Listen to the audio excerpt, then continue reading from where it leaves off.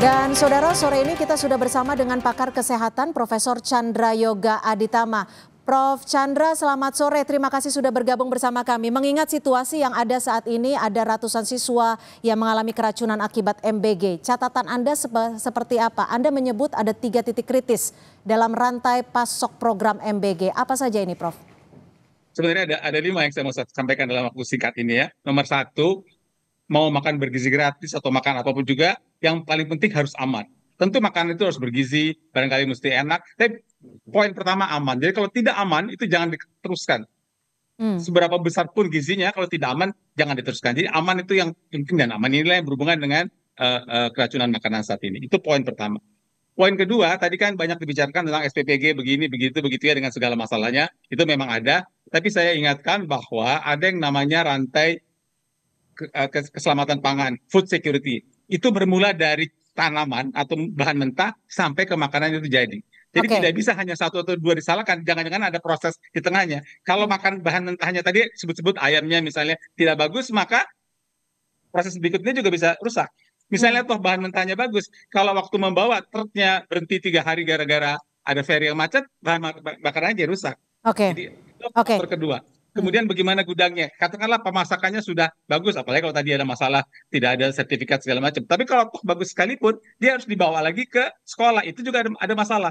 Jadi ada berbagai tahap yang harus dilalui, dan itu mesti dicek satu persatu. Karena disrupsi dari satu proses saja, maka semua rantai ini bisa terganggu. Itu poin kedua. Poin ketiga, yang sekarang sudah terjadi kan 5.000 nih, ada tulisannya di bawah nih, 5.000 lebih siswa keracunan ya. Ini yang mesti ada proses penanganannya dengan baik, lebih 5.000 ini. Tadi kita bahas sedikit tentang apa yang terjadi pada anak. Saya ingatkan bahwa yang pertama mesti dilakukan kalau ada keracunan adalah melakukan PE, penyelidikan epidemiologis, sehingga tahu persis dari gradasi tadi mana yang terjadi. Yang kedua, ditangani bukan hanya sakit seperti yang ada di gendong ini. Tentunya kasihan, harus ditangani, diinfus segala macam. Tapi ingat, ada faktor ketakutan juga ya, mental, stres, orang tua, anak, itu juga harus ditangani. Itu poin kedua. Dan yang ketiga, menurut saya harus ada transparansi, harus dijelaskan ke publik. Yang di Cipangor begini, yang di Ketapang ini, yang ini, masing-masing ada penjelasannya sehingga kita tahu persis apa yang terjadi di tempat-tempat. Prof, jika pola keracunan ini terjadi di beberapa daerah, sejatinya apakah ini indikasi dari suatu kelalaiankah, indikasi dari suatu kegagalan yang sistemikkah, atau indikasi dari desain dari program MBG itu sendiri? Kalau saya inginnya sih semua dinilai secara pasti. Jadi bisa kegagalan program, bisa desain, bisa satu persatu, tapi karena sudah ada 5.000, kenapa kita tidak keluar dengan data yang lengkap sekarang? 5.000 terjadinya karena ini dengan analisa yang ilmiah. Karena itu kita tahu itulah yang bisa diperbaiki, inilah yang bisa diperbaiki. Karena kalau pendapat satu persatu bisa ya, bisa tidak, tapi dengan 5.000 kasus yang sudah ada ini, 5.000 anak maksud saya, kita sebenarnya sudah bisa mendapatkan gambaran yang kurang lebih menyeluruh apa saja yang terjadi. Karena itu sebenarnya saya ada usulan satu, tadi mau saya usulkan ke Ibu, itu ada usulan 2 sebenarnya. Silakan, tapi karena Prof. tidak bisa. Yang pertama tadi kan dibicarakan tentang misalnya sertifikat layak sanitasi dan ada panduan BGN gitu kan. Kalau buat kita yang orang dari luar kan, ini kan BGN pemerintah juga, dinas kesehatan pemerintah juga ya. Kenapa mesti seakan-akan satu dengan lainnya nggak yang satu gitu? Kenapa nggak? Ini kan kenapa kerja lintas sektoral itu beneran terjadi? Artinya harus ada lembaga independen ya?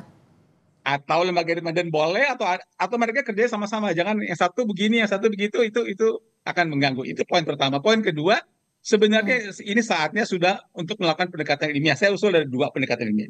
Satu yang namanya survei kepuasan. Jadi kita tanya sekarang anak, orang tua, guru, penyedia bagaimana survei. Ini kan sudah lebih 6 bulan. Itu satu. Yang kedua adalah studi kohort, pendek aja, studi kohort. Mulai sekarang lakukan, ikuti anak-anak itu 2 tahun, 3 tahun, 5 tahun, sehingga kita tahu dampak ini secara jelas. Prof, singkat saja langkah cepat yang harus dilakukan karena sudah ada catatan 5.000 lebih korban mengalami keracunan akibat MBG. Singkat saja. Langkah cepat dalam waktu singkat, beberapa minggu harusnya sudah ada data ya secara ilmiah yang menjelaskan kepada kita semua, inilah loophole-nya, inilah salahnya. Karena salahnya sudah ditemukan A, B, N, maka yang ditanggulangi misalnya A, B, dan N. Itu yang mesti keluar datanya, dan itulah yang kita kerjakan sesuai dengan temuan yang harusnya dilakukan secara cepat saat ini. Oke, baik. Terima kasih Prof. Chandra Yoga Aditama, pakar kesehatan masyarakat, sudah berbagi perspektif di Kompas Petang. Selamat sore Prof, terima kasih. Selamat sore.